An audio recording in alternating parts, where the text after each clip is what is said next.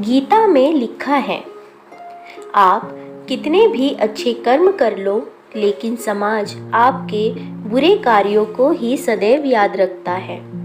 इसीलिए लोग क्या कहेंगे, यह सोचने से बेहतर है कि आप अपना कर्म करें।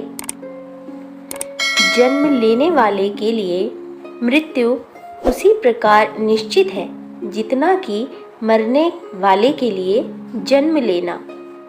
इसीलिए इस विषय पर शोक मनाना व्यर्थ है।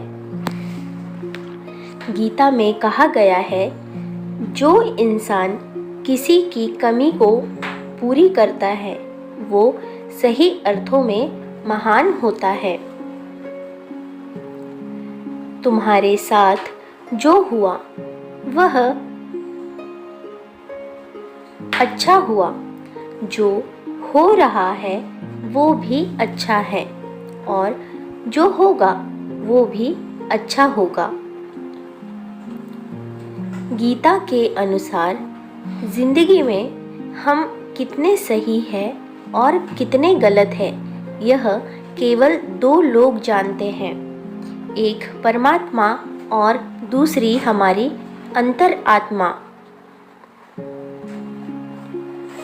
जीवन का आनंद ना तो भूतकाल में है और ना भविष्य काल में, बल्कि जीवन तो बस वर्तमान को जीने में है। जब तक शरीर है तब तक कमजोरियां तो रहेगी ही। इसीलिए कमजोरियों की चिंता छोड़ो और जो सही कर्म है उस पर अपना ध्यान लगाओ। अर्जुन, तुम भला क्यों रोते हो? तुमने जो खोया, क्या वह तुमने पैदा किया था? आज जो तुम्हारा है वह कल किसी और का होगा, क्योंकि परिवर्तन ही संसार का नियम है। किसी का अच्छा न कर सको तो बुरा भी मत करना, क्योंकि दुनिया कमज़ोर है लेकिन दुनिया बनाने वाला नहीं। यदि कोई व्यक्ति विश्वास के साथ इच्छित वस्तु को लेकर नित्य चिंतन करता है तो वह जो चाहे वह बन सकता है। ध्यान देने योग्य बातें। खुश रहने के 10 उपाय। पहला, जब तक आपसे न पूछा जाए तब तक किसी भी काम में दखल न दे। दूसरा, कुछ बातों को भूलकर माफ़ करना सीखे। तीसरा, पहचान पाने की चाहत न रखे, कर्म करे। चौथा, मन में जलन की भावना न रखे। पांचवा, रोजाना ध्यान रखे क्या किया और क्या करना चाहिए था। छठवा, खुद को उसी माहौल के काबिल बना लो जहाँ रहना है। सातवां, जो बदल नहीं सकता उसे सहना सीखो। आठवां, किसी भी काम को कल पर ना छोड़ो और ऐसा काम भी ना करो जिससे बाद में पछताना पड़े।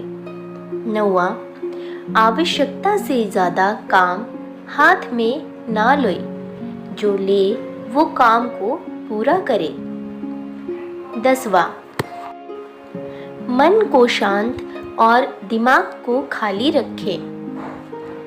कर्म अच्छे कर लो, यही साथ में जाएगा। पाप करने वालों को खुदा से कौन बचाएगा।